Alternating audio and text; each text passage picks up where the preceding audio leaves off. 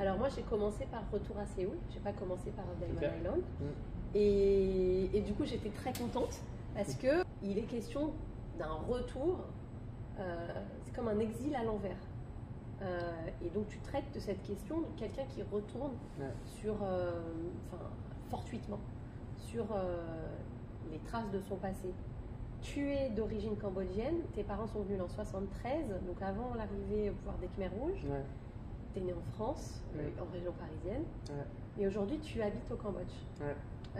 C'est ce que j'appelle un exil à l'envers, c'est-à-dire que tu retournes dans le pays que tes parents ont, je ne sais pas s'ils l'ont fui, en tout cas que tes parents ont décidé de quitter. Oui, bien sûr. On peut dire que mes parents sont des exils et ils ont eu le statut de réfugiés politiques à partir du moment où les Khmers rouges prennent le pouvoir en 1975. Non, c'est intéressant. Pour moi, c'est la figure du retour.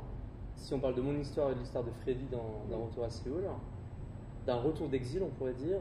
Et en fait, l'histoire de ce retour, c'est de se rendre compte qu'on est encore une fois exilé, même quand on revient sur la terre qu'on a quittée.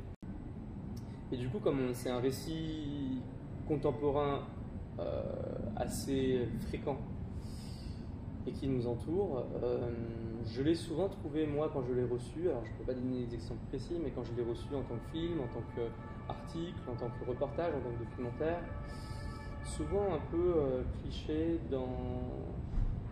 dans la façon dont ces récits se passent et dans ce que je pourrais appeler l'idéologie sous-jacente que je trouve toujours un peu présente. Qui serait quelque chose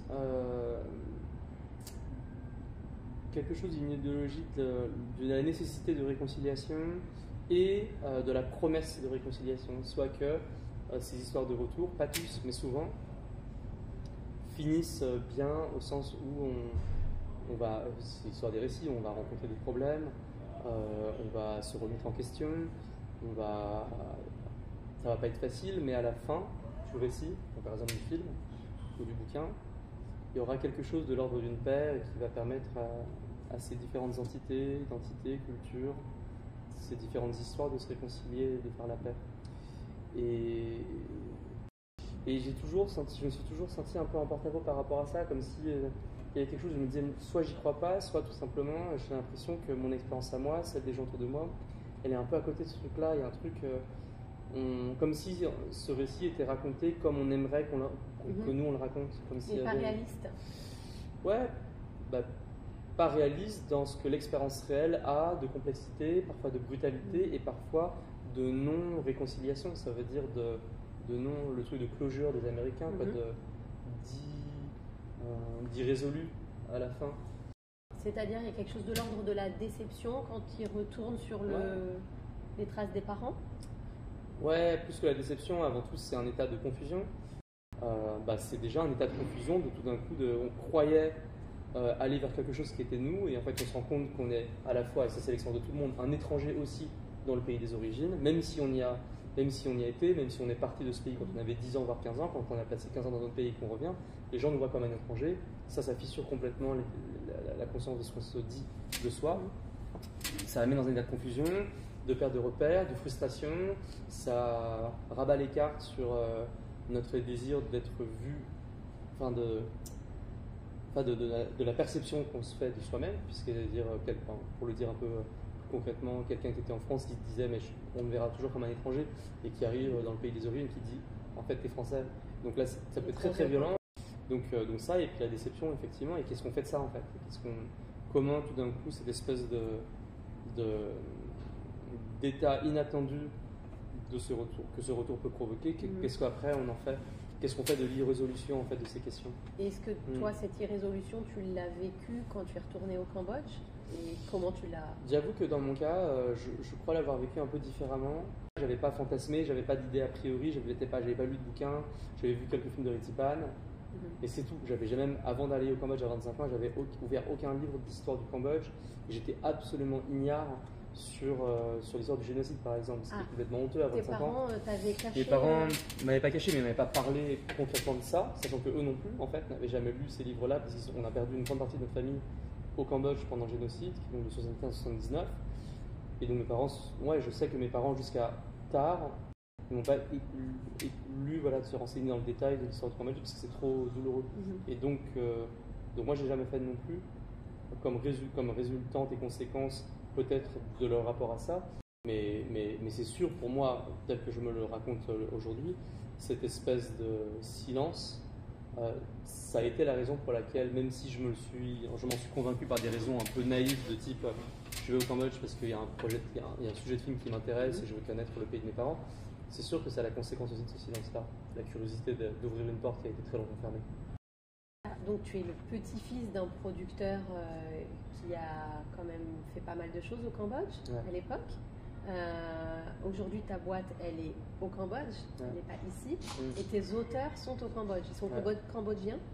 Donc, qu'est-ce qui, au final, même si tu es né ici, c'est là-bas que tu es en train de construire, je ne sais pas si on peut dire construire ta carrière, puisque de toute façon, tu es présent à Cannes, tu es présent en France, tes films sont aussi coproduits par des boîtes françaises. Mais qu'est-ce qui fait qu'aujourd'hui, c'est au Cambodge que tu décides de t'ancrer? Je n'ai pas de réponse construite à ça, autrement que un chemin personnel. Tu vois, le fait que moi d'être allé au Cambodge, il n'y a rien d'original à ça, parce qu'en fait il y a plein de cinéastes aussi qui sont nés en France et qui sont retournés, pas des cinéastes mais des gens, des artistes, etc. Donc cette question-là travaille les gens. Donc il n'y a rien d'original à ça, il y a presque un déterminisme, il y a des gens qui peuvent trouver. Je me rappelle, je fais une digression, je me rappelle quand j'étais au festival de Belfort, je présentais le Sommet d'Or, mon premier documentaire en 2011, et je rencontrais des cinéastes français que j'admirais toujours, très connus, etc. On discutait, on sympathisait, et il m'avait dit un truc, ce cinéaste, il m'avait dit gentiment, mais avec la franchise intellectuelle qui était la sienne, et il disait voilà, je respecte ce que vous faites et tout, mais c'est vrai qu'il y a quelque chose de décevant, le déterminisme, de devoir aller dans le pays d'où on vient, comme si c'était une absence de liberté, de ne pas réussir à s'émanciper de ses origines et de devoir comme ça, il y avait quelque chose de triste de voir tout le monde faire ce chemin vers l'arrière, tu vois. Et moi ça m'est vachement déstabilisé quand il m'a dit ça, je me dis mais il a raison, et j'avais eu un peu honte de moi-même en disant ah c'est vrai, c'est pas du tout libre, alors que j'avais toujours été éduqué aussi même par mes parents par l'idée que tu vois, si tu fais un film, il ne faut pas forcément qu'il y ait des Asiatiques, comme si c'était une... Bah non, justement. Enfin, je veux dire, aujourd'hui, j'ai changé par rapport à ça. Mais j'ai grandi dans l'idée que c'est pas obligé que ce soit des Asiatiques, comme si ça me diminuait de me représenter uniquement dans ma propre représentation. Non, la beauté, ce serait de faire un film avec des acteurs caucasiens, français, et ça montre ça, l'intégration, et ça montre l'émancipation. Bah aujourd'hui, non, je suis désolé, c'était 2011, en 2023, j'ai vachement... pour moi, ce que m'a dit ce cinéaste-là, je comprends d'où ça vient. Aujourd'hui, ça me choque en fait qu'il ait pensé ça, parce que je vois très bien de quelle idéologie ça part, qui est une idéologie, je sais pas, comment dirais-je, de liberté, un éloge de la liberté, de se dire, de réussir à sortir, mais en fait, il parlait de sa position de cinéaste blanc français. Et évidemment, c'est facile de dire ça, et en fait, c'est facile de dire ça à des cinéastes racisés. Pour moi, je comprends très bien d'où il dit ça, et c'est pas choquant en soi, mais aujourd'hui, en fait, en tout cas, je me dis, tiens, c'est marrant comment j'ai pu, même pas accepter d'entendre ça, mais être complètement aligné par rapport à ça, et de me dire aujourd'hui, mais non, en fait, il n'y a aucun regret, aucune diminution à se dire, on fait ça, même si c'est un chemin naturel, classique, qui répond à une espèce de, pas d'instinct, mais d'appel presque universel, même si c'est pas tous les cinéastes. Donc là, par exemple, j'étais à Cannes, j'ai vu le film de Tran Anh Hung. Oui. Pour le coup, qui lui ne filme absolument pas d'asiatique. La passion d'Odin Bouffant, et là pour le coup, c'est un éloge de la culture française, et ça montre que c'est pas, tout le monde ne choisit pas les mêmes chemins, mais en tout cas, voilà. Donc j'ai fait des digressions, c'est parti un peu en live, mais je suis content d'avoir dit ça. J'ai l'impression que de toute façon, quand on est cinéaste, les films qu'on fait, on dit qu'on fait toujours le même film. Ouais. On a un fil rouge, et en tous les cinéastes ont ce fil rouge. C'est pas vrai de dire qu'on fait un film sur ci, c'est un film sur ça. Il y a toujours quelque part quelque chose qui anime le cinéaste, j'ai l'impression, jusqu'à la fin de sa vie, de cinéaste en tout cas. Et chez toi, j'ai senti ce côté, alors la convocation du passé qui est constante, que ce soit dans ton documentaire Le Sommet d'Or, où on revient sur l'âge d'or du cinéma, quand le cinéma existait, en tout cas au Cambodge avant 75, ou que ce soit dans Diamond Island, où c'est quand même quelqu'un qui a voulu échapper entre guillemets à son passé, puis qui finit par être rattrapé par, ou Retour à Séoul, voilà, elle retourne sur ses origines. Cette recherche d'identité, elle est quand même assez importante, surtout quand on grandit hors sol, entre guillemets, non, de sa culture d'origine, en tout cas de celle des gens qui nous ont élevés. Ouais, c'est marrant parce que j'ai pris conscience de ce que tu dis uniquement récemment. Ça veut dire que moi, je pense que quand on est artiste, on n'est pas là à réfléchir à ses propres thématiques en disant tiens, ça s'inscrit dans ça. En fait, tu réponds à ton instinct en pensant que le film est très différent. En vrai, tu vois. Et moi, j'aimais bien faire ça, tu vois. J'ai écrit Retour à Séoul dans le mode de narration, dans la façon de filmer, dans l'énergie, en opposition à Diamond Island. Et ce que je pouvais voir d'un peu peut-être confortable dans la forme de Diamond Island, en disant tiens, mets-toi au défi, fais autre chose, fais l'opposé. Et en fait, c'est plus tard, quand j'ai fini le film ou quand j'étais en montage, que je me dis tiens. En fait, effectivement, comme tu le dis, c'est pas le même film, mais ça tourne clairement autour des mêmes obsessions. Et en fait, quand tu dis le passé est très présent, je rajouterais en réalité que c'est un rapport impossible au passé souvent. Les films sont des films qui parlent d'un rapport difficile au passé parce que ce passé, on le connaît pas et on n'a pas de prise dessus. S'il y a un vrai point commun, c'est ça. Finalement, il y a même aussi dans Diamond Island, il y a toujours cette thématique de famille cassée, famille disloquée, et on ne sait pas trop comment la remettre. Ouais. Est-ce que c'est une thématique qui est en lien direct avec cette situation d'exil, ou est-ce que c'est complètement séparé et c'est un trait, ton histoire personnelle? C'est lié à l'exil, je crois, en fait. Ça veut dire que c'est lié aux thématiques qui sont... j'ai ma tante et mon oncle qui ont survécu au Khmer Rouge, qui sont parmi les rares à avoir survécu, que mon père est allé chercher dans les camps de réfugiés en Thaïlande et qui sont ensuite venus habiter dans le même studio que mes parents en banlieue parisienne. Donc oui, je pense que c'est irrigué par ça plutôt. Ça veut dire, même si moi, on n'a pas eu ces histoires contrariées dans ma famille stricte, ma famille, au sens plus large, complètement... c'est des récits que j'ai entendus pour le coup, tu vois, toujours, tu vois... Mais j'ai jamais connu aucun de mes grands-parents, par exemple. Donc oui, si, en fait, quand j'y pense, même si, ouais, de savoir qu'en fait, j'ai 3 oncles et tantes qui ont grandi à Hong Kong, que mon père a parlé, lui et ses 2 frères qui étaient partis au Cambodge avant les Khmers rouges, ses 7 autres frères et sœurs sont morts avec ses parents au Cambodge sans qu'on sache jamais ce que c'est. Du coup, je pense que ça nourrit ça, en fait, aussi en vérité. Donc j'ai jamais pensé en ces termes en fait, mais je pense qu'effectivement oui, cette histoire qui est la nôtre, y compris une histoire d'exil, a eu beaucoup d'impact sur nos familles et sur les relations entre les uns et les autres. Et sur ta carrière de cinéaste du coup aussi. Sans doute.